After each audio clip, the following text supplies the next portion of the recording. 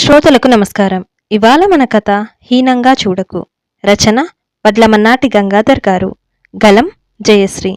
ఈ కథ వార్తా వారపత్రికలో ప్రచురింపబడిన కథ. ఇక కథలోకి వెళితే, మధు లలిత వంక చూస్తూ, హమ్మయ్య, ఇల్లు మొత్తం దాదాపు సర్దేశాం.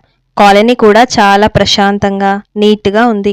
మన పాత ఇల్లు కంటే ఈ ఇల్లు కాస్త విశాలంగా కూడా ఉంది అన్నాడు ఇంటిని మరోసారి కలియజూస్తూ. అవును, కాస్త అద్దె ఎక్కువైన ఇల్లు మాత్రం పద్ధతిగా ఉంది. వాస్తు కూడా బాగుంది. మీ సాఫ్ట్వేర్ కంపెనీకి కూడా ఈ ఇల్లు చాలా దగ్గర, చెప్పింది లలిత మురిసిపోతూ. ఇంతలో ఏదో విషయం గుర్తొచ్చినట్టు, ఆ లలిత, అసలు విషయం నీకు చెప్పడం మర్చిపోయాను.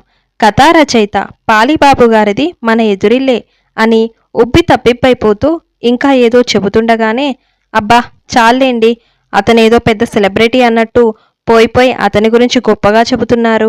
సలసలా మరిగిపోయిందామె. నేను సూపర్ మార్కెట్కి వెళ్ళి నువ్వు రాసిన సరుకులు తీసుకొని వస్తానుండు అంటూ అక్కడి నుండి వెళ్ళిపోయాడు మధు.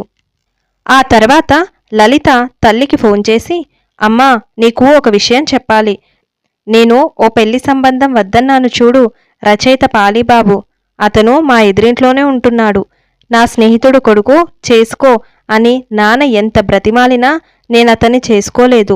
తర్వాత ఓ పెద్ద సాఫ్ట్వేర్ ఉద్యోగస్తుణ్ణి ఏరికోరి చేసుకున్నాను, చెప్పింది గొప్పగా. అవునమ్మా, నాకు గుర్తుంది. మొదట మీ నాన్న బలవంతం మీద సరే అని పెళ్లిచూపులకు ఒప్పుకున్నావు. ఆ తర్వాత ఆ పెళ్లిచూపుల తంతు అది అయ్యాక అసలు వద్దంటే వద్దనేశావు కదా, చెప్పింది తల్లి. లేకపోతే ఏమిటమ్మా, ఆ కథలే అతనికి ప్రపంచమట. సోషల్ మీడియా ఫాలో అవడట. ఎప్పుడో గాని సినిమా హాల్కి, బయట రెస్టారెంట్లకి వెళ్ళడట. స్నేహితులు కూడా పరిమితంగా ఉంటారట. పైగా చిన్న ప్రైవేట్ ఉద్యోగమట. ఇలానే ఏవేవో చెప్పాడు. అందుకే అతన్ని చేసుకుంటే నా బతుకు బస్టాండ్ అయిపోతుందని వద్దనేశాను. పాపం, వాళ్ళ ఆవిడ మీద నాకు జాలేస్తోంది. ఈయనతో ఎలా సాగుతుందో ఏమో అని ఓ క్షణం ఆగి, ఓసారి వాళ్ళింటికి వెళ్ళి ఆమెతో మాట్లాడాలని తెగ కుతూహలంగా ఉందమ్మా. ఎందుకమ్మా అవన్నీ? అతన్ని నీవిష్టపడలేదు, నువ్వు చేసుకోలేదు, అంతే, అక్కడితో వదిలే. వెళ్ళి ఆమెతో ఇలా అని చెబితే చిన్నబుచ్చుకుంటుంది. నీలాగే ఆమె కూడా పెద్ద సాఫ్ట్వేర్ ఇంజనీర్ని చేసుకుంటే బాగుండేదని నలిగిపోతుంది. కనుక వాళ్ళింటికి వెళ్ళకమ్మా. నీ దర్జా అది చూసి ఆమె ఈర్ష్యపడుతుంది. ఆమె తలరాత ఆమెది, నచ్చ చెప్పింది తల్లి. సరేలే, ఆలోచిస్తాను. అయినా వాళ్ళింటికి వెళితే మా స్టేటస్ తగ్గిపోదు అని ఫోన్ పెట్టేసింది. తర్వాత మధు వాట్సాప్ స్టేటస్లో ప్రముఖ రచయిత పాలిబాబు గారితో నేను అంటూ మధు తీసుకున్న సెల్ఫీలు పెట్టాడు. అవి చూసిన లలిత అవాక్కయింది. వెంటనే మధుకి ఫోన్ చేసి, సరుకులు తీసుకొస్తా అని కదా వెళ్లారు, ఆ స్టేటస్లో ఆ రచయితతో ఆ సెల్ఫీలేమిటండి అడిగింది అసహనంగా. అదా, ఏమీ లేదు. నేను బయటికి వెళ్ళి కార్ స్టార్ట్ చేస్తుండగా ఆయన కనిపించారు. వెళ్ళి పరిచయం చేసుకోగానే ఎంత బాగా మాట్లాడారని, సాయంత్రం మనిద్దరినీ టీకి రమ్మన్నారు తెలుసా, ఉత్సాహంగా చెప్పాడు. మీరు ఓ పెద్ద సాఫ్ట్వేర్ ఇంజనీర్, అతను 1000కి 2000కి పత్రికలకు కథలు రాసుకునేవాడు. అతనితో మీరిలా సెల్ఫీలు దిగి వాటిని గొప్పగా మీ స్టేటస్లో పెట్టడం ఏమిటండి అడిగింది తల గోక్కుంటూ. భలేదానివే లలిత, ఆయన సరస్వతీపుత్రుడు. ఆయనకుండే గౌరవం నాకెలా వస్తుంది?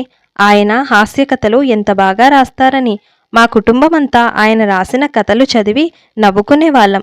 సాయంత్రం రెడీగా ఉండు, వాళ్ళింటికి వెళ్దాం అని ఫోన్ పెట్టేశాడు. దాంతో ఆమె కోపం పెచ్చు పెరిగిపోయింది. అయినా తనకు తానే నచ్చజెప్పుకుంటూ, అయినా ఇతని అమాయకత్వం కానీ ఆ రచయిత పేరు ఈ కాలనీలో ఉంటున్న వాళ్ళకే సరిగ్గా తెలిసుండదు. అలాంటి రచయితను పట్టుకొని పెద్ద బిల్డప్ ఇస్తున్నాడు ఈయన అనుకుంది మనస్సులో. అలా అనుకుంటుండగానే ఓ ఆవిడ వచ్చి, మీరు కొత్తగా ఇంట్లోకి వచ్చారు కదా అని అడిగింది చిన్న చిరునవ్వుతో. అవునండి, మా వారు పెద్ద సాఫ్ట్వేర్ ఇంజనీర్. ఆయనకు నెలకు 1,00,000 రూపాయల జీతం. మొన్ననే ఓ కొత్త సెడాన్ మోడల్ కార్ కొన్నాం, చెప్పింది లలిత గొప్పగా. అలాగా, చాలా పెద్ద ఉద్యోగం అన్నదావిడ ఆశ్చర్యపోతూ. మరి మీరు అడిగింది లలిత క్వశ్చన్ మార్క్ మొహంతో. నేను ఈ కాలనీ ప్రెసిడెంట్ని. ఎల్లుండి ఉగాది పండగ, పంచాంగ శ్రవణం, ఇతర కార్యక్రమాలు ఉన్నాయి. ఇవన్నీ మన కాలనీ ఆడిటోరియంలో జరుగుతాయి. చీఫ్ గెస్ట్గా అని ఆమె ఏదో చెప్పేంతలో, పెద్ద ఆఫీసర్ని ఎవరినైనా పిలవండి, బావుంటుంది. అంతవరకు ఎందుకు, మా వారిని అడిగి చూడండి అంది మురిసిపోతూ. ఎందుకండి, ఎప్పుడు రచయిత పాలీబాబు గారినే పిలుస్తాం. ఈసారి ఆయనకు సాహితీ కార్యక్రమాలు ఉంటాయన్నారు. సరే అని వారి శ్రీమతిని చీఫ్ గెస్ట్గా పిలవాలని మన కాలనీ కమిటీ నిర్ణయించింది. పైగా వాళ్ళిద్దరికీ ఉత్తమ జంట పురస్కారం కూడా ఇస్తామంటే వద్దు, ఈ మధ్య విడిపోయి కలిసిన వారి పక్కింటి బాబూరావు దంపతులకి ఇమ్మన్నారు. రచయిత వారి శ్రీమతి ఎంత అన్యోన్యంగా ఉంటారో, సీతారాముల్లా ఉంటారంటే నమ్మండి. చాలామంది వారిని చూసి నేర్చుకున్నారు. మంచి మనుషులు. ఇదిగోండి ఇన్విటేషన్ అంటూ లలిత చేతిలో ఒక ఇన్విటేషన్ పెట్టి వెళ్ళిపోయిందావిడ. ఆమె వెళ్ళిపోయిన కొద్దిసేపటికి లలిత టీవీ ఆన్ చేసింది.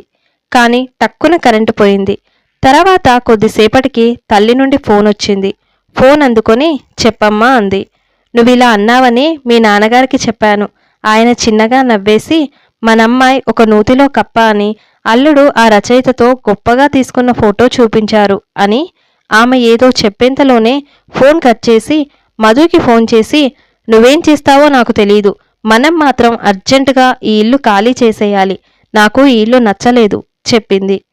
ఇందాక బాగానే ఉన్నావుగా, ఇంతలోనే ఏమైంది అడిగాడు ఆశ్చర్యంగా.